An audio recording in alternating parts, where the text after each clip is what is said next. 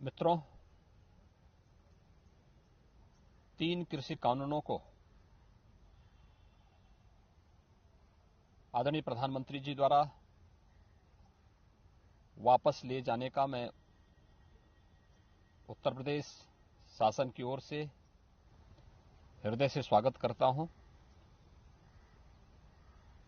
हम सब जानते हैं कि 3 कृषि कानूनों को लेकर के कतिपय किसान संगठन आंदोलन कर रहे थे। आज गुरु पर्व पर प्रधानमंत्री जी ने लोकतंत्र में संवाद की इस भाषा का इस्तेमाल करते हुए तीनों कृषि कानून को वापस लेकर के जो ऐतिहासिक कार्य किया है, मैं इसके लिए उनके इस कदम का हृदय से स्वागत और अभिनंदन करता हूं। यद्यपि शुरू से ही इस संबंध में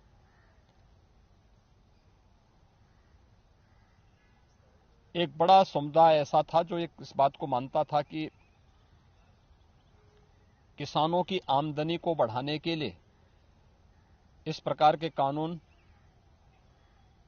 महत्वपूर्ण भूमिका का निर्वहन कर सकते हैं।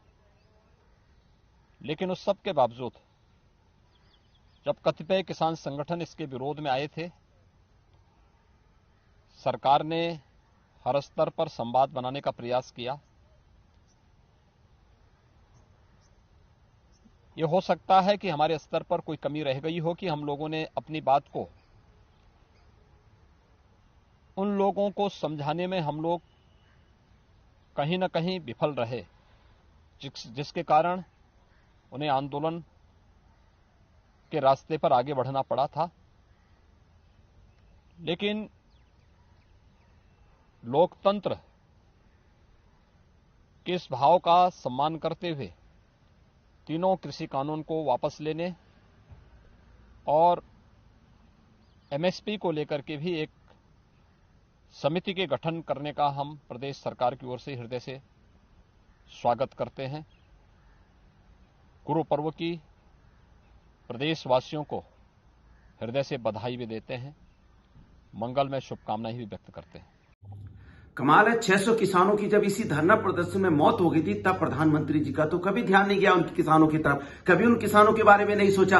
लेकिन जब उनको एहसास हो गया है कि उत्तर प्रदेश में उनकी सत्ता जा रही है, किसान उनके विरोध में खड़ा है और समाजवादी पार्टी के राष्ट्रीय अध्यक्ष जी 340 किलोमीटर का सफर उन्होंने रथ से किया पूर्वांचल एक्सप्रेसवे पे, देखा उन्होंने प्रधानमंत्री जी ने, भारतीय जनता पार्टी ने कि लाखों का हुजूम रात भर उनके स्वागत के लिए खड़ा रहा। एहसास हो गया सत्ता जा रही है। सत्ता का जाने का डर जब सताने लगा, तब किसान कानून भी वापस कर लिया। यह होता है लोकतंत्र की ताकत। इसलिए भारतीय जनता पार्टी भूल जाए तानाशाही, इस हिंदुस्तान में चलेगा तो सिर्फ लोकतंत्र।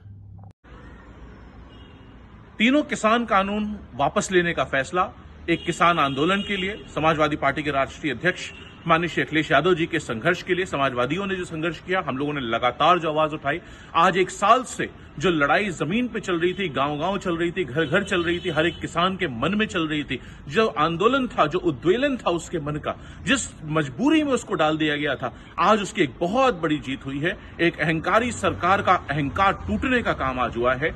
आज जो लोग साल भर से सड़क पर बैठे हुए थे, वो वापस अपने घर जा सकते हैं, अपने बीवी बच्चों में जा सकते हैं, अपने परिवारों में जा सकते हैं, उनके सुख दुख में शरीक हो सकते हैं। दोबारा से उस भूमि को, जिसको सरकार ने एक तरीका बना लिया था उस जमीन पे कब्जा करने का, किसान की जमीन को हड़पने का, किसान को जमीन से बेदखल करने का, किसान को जमीन से निकालने का, उसको पैदल कर देने का, आज उसकी हार हुई है। किसान की एक बड़ी जीत है, समाजवादी पार्टी की संघर्ष की बड़ी जीत है और मुझे विश्वास है ये आने वाले वक्त में सारे प्रदेशों में और खासकर उत्तर प्रदेश में समाजवादी पार्टी की जीत का रास्ता मजबूत करेगा, नए दरवाजे खोलेगा और भारतीय जनता पार्टी की सरकार पूरी तरह एक्सपोज हो गई है। किसान के खिलाफ है, नौजवान के खिलाफ है, रोजगार के खिलाफ है, बच्चे बेटियों के खिलाफ है। किसानों के उद्वेलन का आज प्रतीक बन गई है ये सरकार।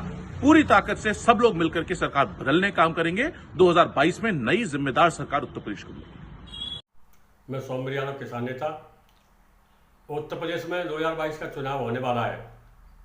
देश के माननीय प्रधानमंत्री महोदय जी के द्वारा चुनाव के लिए खैरात बांटी जा रही है कि तीनों काले कानून वापस किए जाएंगे। लेकिन जो किसान आंदोलन 1 साल से ज़्यादा समय होने जा रहा है, तो जो दिल्ली गाजीपुर बॉर्डर, चिल्ला बॉर्डर, सिंधु बॉर्डर पर चल रहा है, उसमें 700 से ज़्यादा किसान शहादत दे चुके हैं। उनका जिम्मेदार कौन है? कितनी माताओं बहनों के सिंदूर उजड़े, कितने बच्चों का साया उठा, इसकी जिम्मेदारी किसके ऊपर है?